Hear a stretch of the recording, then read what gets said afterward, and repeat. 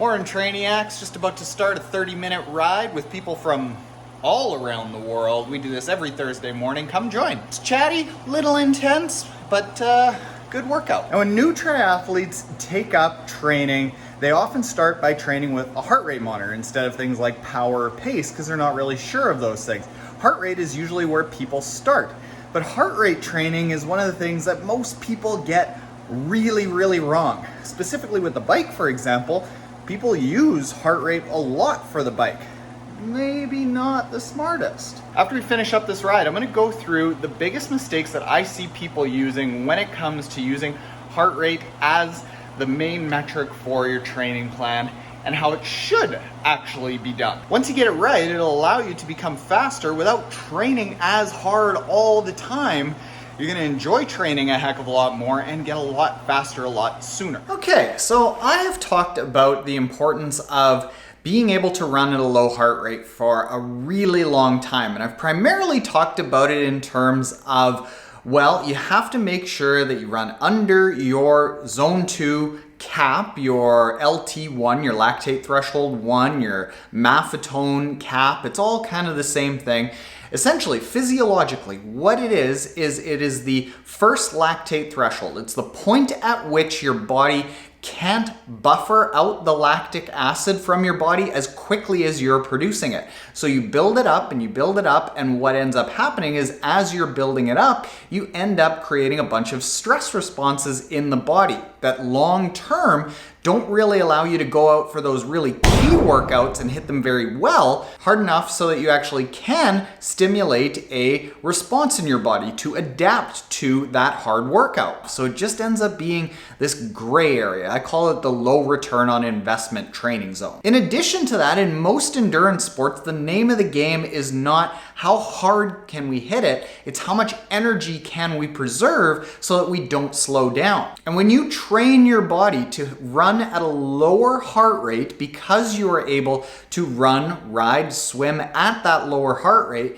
you are A, going to be burning fewer calories, and B, you're going to be burning a higher proportion of the amount of calories that you burn from fat, which is really calorie dense, and we almost have an endless supply.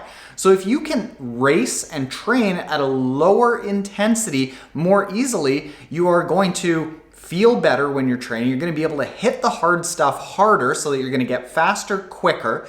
You're going to reduce the likelihood of a bad stress response, and you're going to increase the amount of energy that you have available to you when you are training and racing. It's just all so good and so important. But there are a number of things that we consistently get messages about over and over about that I want to share with you. Mistakes that people make when they start using heart rate training for their endurance sports. The first mistake that people make as it relates to heart rate training to guide their endurance training is just not doing it, is not creating this system where you do 70 to 80% of your training really strictly at low intensities. Generally, what happens is most amateur endurance athletes, they just go out and, well, you know, I'll make this kind of like an easy-ish sort of ride. Well, it felt easy, so it's kind of going to be easy. So yeah, it's definitely going to be easy because it felt easy.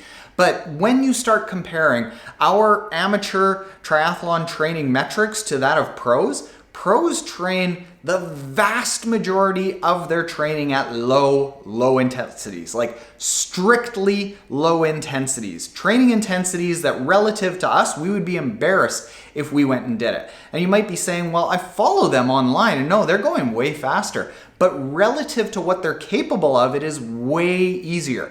I've trained with them and I've gone out and been like just screaming bloody murder on a ride thinking like, oh my God, this is threshold. How am I going to do this for a long ride? Well, I didn't. I got popped off the back. But for all of them, they were chatting away. They weren't having anything nutritionally besides a little bit of water because it was so easy for them to ride at like 240 watts.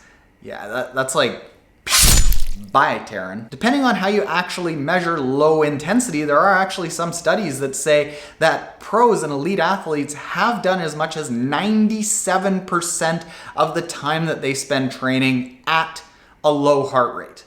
This is wild. When we think about us being like, well, when I need a rest day, I'll make sure that it's a low heart rate. No, you got to do it. There's no way around it. Roughly around 70 to 80% of your total annual training volume, as measured in whatever training app you're using, has to be at a low intensity. Now the second one, and this is where I'm gonna mess you all up, is doing too much of it. What we hear from a lot of athletes is they're like, all right, I'm bought into this zone 2 idea. I'm gonna go out and I'm gonna work on it really hard. And they only do the zone 2 intensity. And then they call me 6, 7, 8 weeks later and say, well, you know, I'm not getting any progress. And like, what's going on? I'm not getting any faster. Well, it's not strictly zone 2 training that makes you faster. It's the combination of a large amount of low intensity training that builds up all of that mitochondria and that availability of energy that allows you to then go, and when you hit it hard, you hit it really hard. And the combination of the increased density of the mitochondria in your muscles with those stimuli of the workouts of boom, really hitting it hard, it's that combination. So that's why I don't say 100% of your time year round should be at zone 2. It is more like that 70 to 80% in zone 2, and the rest should be really quite difficult. And the combination of is the secret sauce. The next thing, and we see this all the time, is people thinking that it's a quick fix.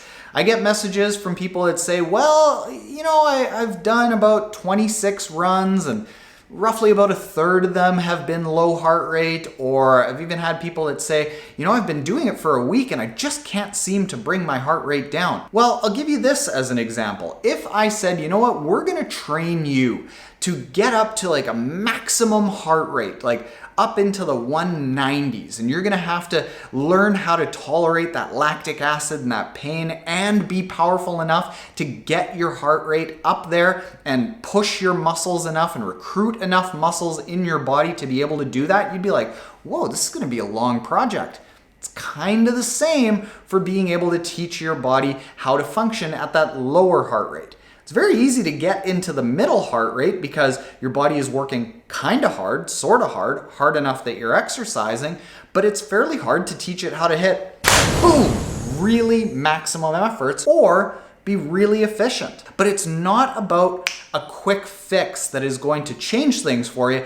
It's about structuring a training plan so that quarter after quarter after quarter, you can just layer on good training year after year and make progress all the time, as opposed to just sitting in that gray area of not really ever making progress. Now, if you got into endurance sports thinking that within a matter of a week or a couple of months that you would reach every single one of your goals and it would be easy, would it really even interest you? Probably not.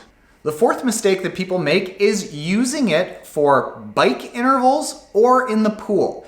I once saw somebody at the pool doing laps of 50, going really, really hard, and then he'd pop out of the water and then he'd go and catch his heart rate, beats per minute, and then he'd go, oh God, I just can't get my heart rate up. You're not gonna be able to get your heart rate up in the pool because the hydrostatic pressure of the water is going to put pressure on the outside of your body, keeping your heart rate artificially low. So you're not gonna be able to get it up in the intervals. It just isn't accurate in my testing by as much as probably around 20 to 25 beats a minute at the same intensities. For bike intervals should be anywhere from about 30 seconds to like maybe 6, 7 minutes or so.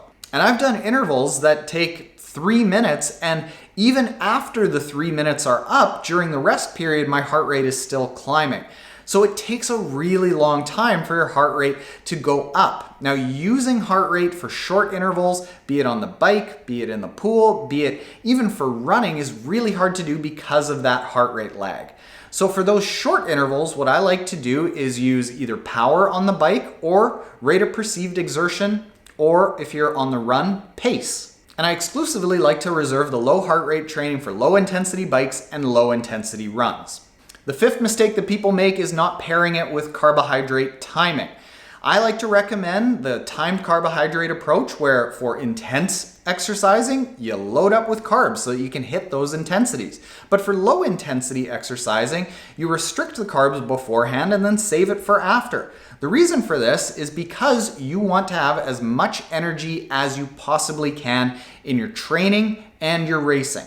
So you need to teach your body how to burn fat as fuel, a higher amount of fat as fuel, and you can increase the amount of fat you burn as fuel by about 3 to 4 times if you do it right. When is your body able to burn more fat as fuel? It's at low intensities. So you have the opportunity to train your body to burn more fat as fuel. Why not take it by restricting those carbohydrates, keeping your blood glucose nice and stable, teaching your body how to burn more fat as fuel, so that when you get into a race, you have more fat as fuel and you will likely not run out of energy, being one of those people that has muscle cramps, that body is shutting down, that you're on the side of the road. A lot of this is just because your body has run out of energy and you can't eat enough because your stomach just can't process it fast enough to be able to do that. So not pairing it with carbohydrate timing is kind of missing the entire point. The sixth thing is using a wrist-based heart rate monitor. Look, Garmin, I love you,